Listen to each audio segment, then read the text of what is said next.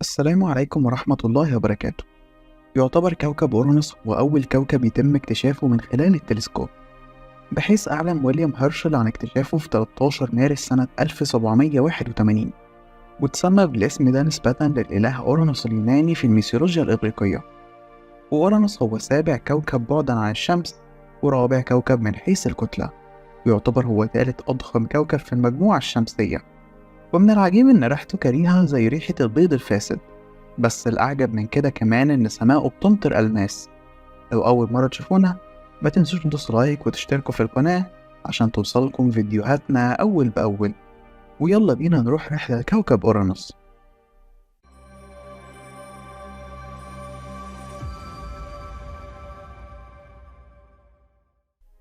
كوكب أورانوس بيبلغ حوالي 60 ضعف من حجم الأرض، وهو عبارة عن كتلة مضغوطة من الغازات السامة، وهي الأمونيا وغاز الميثان وكبريتيد الهيدروجين. بحيث إن كوكب أورانوس بيتكون من 3 طبقات، وهي نواة صخرية في المركز، والتانية طبقة من الدثار الجليدي في النص، والتالتة طبقة من غازات الهيليوم والهيدروجين في الخارج. وكوكب أورانوس بتوصل كثافته ل1.27 جرام لكل سنتيمتر مكعب، وبكده يعتبر هو تاني أقل كوكب من حيث الكثافة بعد كوكب زحل، وهو كمان أقل الكواكب العملاقة من حيث الكتلة. كوكب أورانوس بيبعد عن الشمس بحوالي 3 مليار كيلو متر، وبيدور حوالين الشمس دورة واحدة كل 84 سنة أرضية، كما إن فترة دورانه حوالين نفسه حوالي 17 ساعة و14 دقيقة. والأقمار اللي بتدور حوالين كوكب أورانوس عددهم 27 قمر، والأقمار دي تم تسميتها بأسماء مستمدة من أعمال شكسبير والشاعر ألكسندر بو. والأقمار بتتكون من كتل صخرية بتكون حوالي 50%، وال50% التانية عبارة عن كتل جليدية. والكتل الجليدية بتتكون من الأمونيا وثاني أكسيد الكربون. ومن أسماء أكبر الأقمار دي ميراندا وأربيل وتيتانيا وأوبيرون. لو لسه مشتركتش في القناة اشترك يلا ودوس لايك، وتعالى نكمل رحلتنا. يعتبر كوكب أورانوس من الكواكب اللي بتتميز بدرجة حرارة منخفضة، وده على عكس الكواكب التانية العملاقة. وأقل درجة حرارة تم تسجيلها للكوكب كانت حوالي 42 كلفن، فهو يعتبر من أبرد الكواكب في المجموعة الشمسية. وغلاف كوكب أورانوس بيتكون من 3 طبقات جوية، والطبقة الأولى هي طبقة التروبوسفير، وبيوصل الضغط فيها ل1/10 بار، وبيمتد ارتفاع الطبقة دي من 50 ل300 كيلو متر. وتاني طبقة هي الاستراتوسفير، ودي بتمتد على ارتفاع ما بين 50 ل4000 كيلو متر. والأخيرة هي طبقة الثرموسفير، وبتمتد من 4000 كيلو متر ل50,000 كيلو متر. كوكب أورانوس بيحيط بيه نظام كامل من الحلقات، وبيكون في المرتبة التانية بعد النظام الحلقي لكوكب زحل. وعدد الحلقات حوالين كوكب أورانوس هي 13 حلقة، والحلقات دي اتكونت عن طريق تحطيم عدد من الأقمار أو قمر من أقمار أورانوس، وبيكون التحطيم نتيجة لاصطدام عالي السرعة. وأبرز الحلقات دي هي حلقة إبسلون، وهي أكتر الحلقات ظهور وسطوع، وتم ملاحظة إن الحلقات بتدور باتجاه عقارب الساعة. بسبب وجود الميثان في الغلاف الجوي فلون كوكب أورانوس هو أزرق مخضر، كمان بيتسمى بالعملاق الجليدي، وده لأن 80% من كتلته أو أكتر بتتكون من خليط سائل من الميثان والمية وجليد الأمونيا. وهنلاقي إنه بيختلف عن باقي الكواكب في إنه منحرف، وبيظهر ده عند دورانه حوالين الشمس، فهو بيدور من الجنب ومحور دورانه بيشير تقريبا للنجم. ومن الممكن إن يكون التوجه ده بسبب تصادمه مع جسم بحجم كوكب، أو من الممكن عدد من الأجسام الصغيرة، وده طبعا بعد مدة قصيرة من تشكيله. وكمان بيسبب الانحراف لوجود فصول آسيا، وبتكون مستمرة لحوالي 20 سنة، وده يعتبر ربع السنة في كوكب أورانوس، واللي بتعادل 84 سنة أرضية. فالشمس عليه بتسطع مباشرة فوق كل قطب، وبتسيب النص التاني في شتاء بارد مظلم طويل.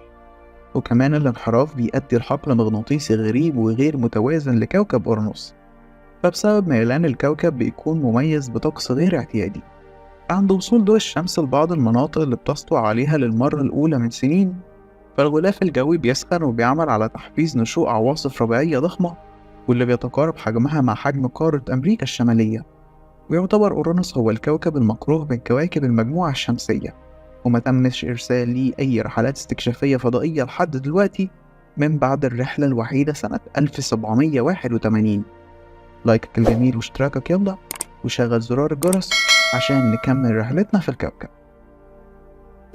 أي سفينة فضاء عشان توصل لكوكب أورانوس ممكن تستغرق حوالي 15 سنة، وده لأن الكوكب بيبعد عن الشمس بحوالي 3 مليار كيلو متر، وهي تعتبر 20 مرة ضعف المسافة بين الأرض والشمس، وإنه بسبب المسافة دي فضوء الشمس بيكون ضعيف جدا، وأي سفينة فضائية هتحتاج لمفاعل نووي عشان تولد الطاقة، وهو أمر مش هيكون سهل بناؤه وحتى تشغيله. كما إن بعد المسافة بتؤدي لصعوبة التواصل أو الحصول على أي معلومات من سفينة فضائية، وده بيتطلب تزويد السفينة بصحن هايل عشان يبث الموجات، أو يلزم توفير جهاز استقبال ضخم على الأرض.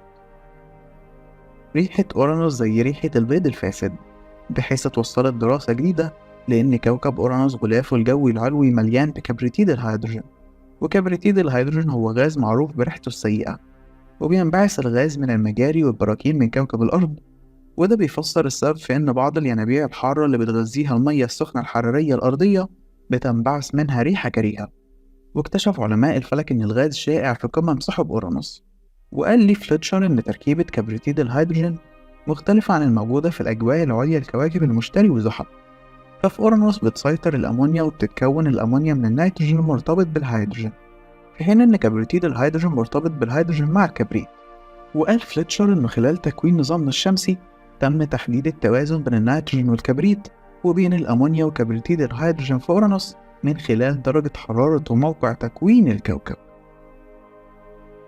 السما بتمطر ألماس بنبتون وأورانوس، فغالبا ما بيقول الناس في بعض المواقف إن السما مش بتمطر ذهب، أو بالمعنى مش ممكن إنه يهبط النجاح على الناس من السما، ودي حقيقة واقعية على كوكب الأرض، لأن لو كان من السهل الحصول على الثروات من السما فهيكون الناس مشغولين بجمع الثروات، وبالتالي مش هيقدروا لحظات النجاح بعد الفشل أو الشعور بالراحة بعد تعب طويل.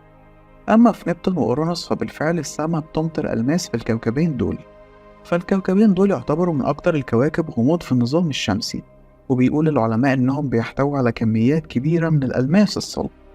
ولاحظ العلماء إن من أهم سمات كوكبي نبتون وأورانوس هو لونهم الأزرق، وده بسبب اندماج غاز الهيدروجين مع غاز الهيليوم، كما إن الغلاف الجوي بيحتوي على كميات كبيرة من الميثان. وبيعتقد العلماء إن عند حدوث العواصف الرعدية والبرق بسبب غاز الميثان الجيد بتتطاير ذرات الكربون بعيد عن النظام الكيميائي وبتطفو منفردة في الهواء، وبتبدأ ذرات الكربون في التجمع مرة تانية على هيئة سحب من الدخان الأسود، وبتعرق في الطبقات السفلى من الغلاف الجوي. بعدين بترتفع درجات الحرارة والضغط الجوي حواليهم، وفي النهاية بتكون قوة الضغط كبيرة لدرجة إن ذرات الكربون بتتجمع على هيئة كور من الألماس الصلب، بعدين بتنفجر الحبيبات من الألماس الممطر. بس بطبيعة الحال احنا منعرفش بالفعل ايه هو واقع الحياة والغلاف الجوي في كوكبي نبتون وأورانوس، عشان كده ما نقدرش نجزم بإن السما بتمطر ألماس على الكوكبين بالفعل.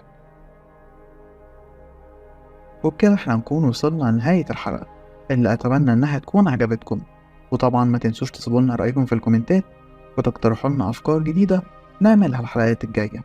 وبس كده، أشوفك الحلقة الجاية بقى، سلام.